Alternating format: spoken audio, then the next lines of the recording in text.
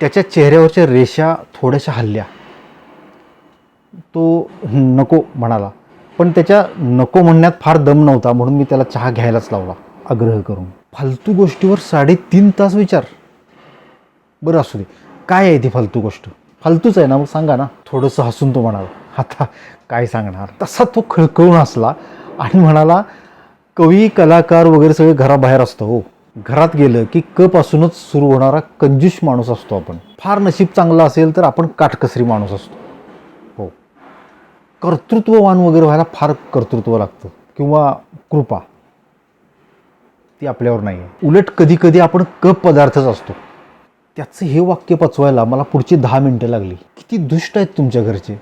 मग मला करंगी दाखवत म्हणाला, जाऊन येतो. आणि तो उठला आणि गुडघ्यात अचानक कळ आल्यामुळं पुन्हा खाली बसला.